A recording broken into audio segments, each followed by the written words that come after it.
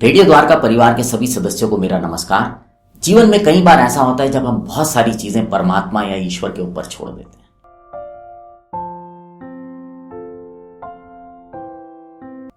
शहर से दूर एक कस्बे में एक वैद्य जी रहा करते थे, जिनकी की दुकान अपने घर के बाहर ही थी।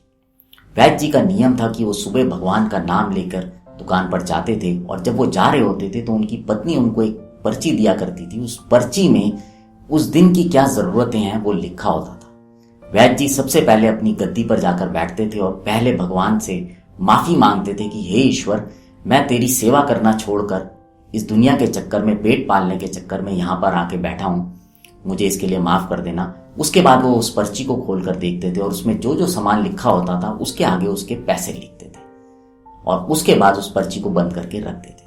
वैद्य जी का यह नियम था कि जो भी मरीज उनके पास दवाई लेने के लिए आता था वो किसी से पैसे नहीं मांगा करते थे। जो दे देता था ठीक है, जो नहीं देता था तो भी ठीक है। और वैद्य जी जैसे ही उनकी जरूरत के सामान के पैसे हो जाते थे, उसके बाद वो किसी से भी दवाई के पैसे नहीं लेते थे। इसी तरह एक दिन सुबह जब वैद्य जी अपनी दुकान पर आ रहे थे तो उनकी धर्मपत्नी ने उन्हें एक पर्ची दी, और वैद्य जी ने दुकान पर आकर जब उस पर्ची को देखा तो उसमें सामान की लिस्ट के साथ साथ आखिरी में एक लिखा हुआ था कि बेटी की शादी अगले माह है और उसके दहेज के लिए सामान खरीदना है। वैद्य जी थोड़ा चौंक गए, क्योंकि जो आखिरी वाली बात थी ये बहुत बड़ी बात थी। खैर, वैद्य जी ने बाकी जो सामान था उसके आगे लिख दिया कि वो कितने कितने पैसे का है, और जो सबसे नीचे जो उनकी धर्मपत्नी ने लिखा था दहेज के लिए, उसके आगे वैद्य जी ने लिख दिया कि ये परमात्मा का काम है, वो ही जाने। दिन शुरू हो गया। थोड़ी देर बाद वैद्य जी की दुकान के बाहर आकर एक बड़ी गाड़ी रुकी। उस गाड़ी में से एक साहब उतरे। हालांकि वैद्य जी के लिए कोई बड़ी बात नहीं थी, क्योंकि उनका नाम बहुत दूर दूर तक फैला हुआ था और उनके पास अनगिनत लोग बाहर से आते थे। जब वह व्यक्ति अंदर आकर बैठ गया और अपनी बारी का इंतजार करने लगा, और जब उसकी बारी आई तो उसने जाकर वैद्य जी को प्रणाम किया और उनसे बात करने लगा। वैद्य जी ने बोला, आपकी क्या समस्या है? उसने बोला, वैद्य जी आपने मुझे नहीं पहचाना, लेकिन मैं आपको एक पुरानी बात याद दिलाता हूं, शायद आपको मेरी याद आ जाए। उसने बताया कि अब से बहुत साल पहले शायद ईश्वर की यह मर्जी थी कि मैं आपसे मिलूं। मेरी गाड़ी जो थी वो आपकी दुकान के बाहर ही आकर पंचर हो गई थी। उस दिन मौसम बहुत खराब था, तो आपने मुझे अपनी दुकान के अंदर बुला लिया था और बुलाकर बैठा लिया था।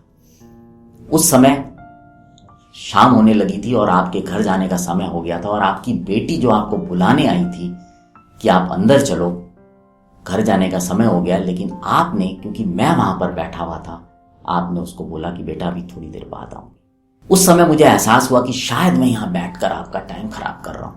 मुझे आपसे कोई दवाई ले लेनी चाहिए। हालांकि मेरा कोई ऐसी इच्छा नहीं थी, पर मैंने कहा चलो आपसे दवाई ले लेता हूं। तो मैंने आपसे बोला था कि हम लोग काफी समय से संतान प्राप्ति के लिए कोशिश कर रहे हैं, लेकिन हमें कुछ संतान मिल नहीं रही है। तो उस समय आपने बातें करते करते मुझे कुछ पुड़िया बना के दी, और जब मैं आपको उसके एवज में पैसे देने लगा तो आपने मुझसे पैसे लेने से मना कर दिया था, क्योंकि उस दिन आपकी जरूरतों के लिए जितने पैसे चाहिए थे वो आप पूरे कर चुके थे। मुझे ये बात सुनकर उस समय बहुत हैरानी हुई थी कि क्या कोई व्यक्ति ऐसा कर सकता है। खैर, मैंने बहुत कोशिश की थी, लेकिन आपने मुझसे पैसे नहीं लिए थे। अब तक वैद्य जी को उस शख्स की याद आ गया और उन्होंने उसको बोला, हाँ मैं पहचान लिया।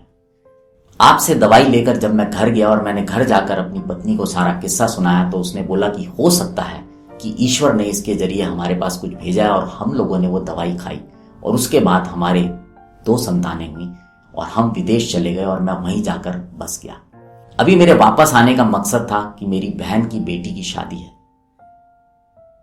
उसमें मुझे भाग देना है, और मैं सीधा एयरपोर्ट से उतरकर आपके पास आया, क्योंकि मुझे ऐसा लगता था कि आपकी बेटी भी मेरी भांजी की तरह ही है और मुझे उसके लिए भी भात का सामान देना चाहिए। उस व्यक्ति की बात सुनकर वैद्य जी की आंखें भीग गईं।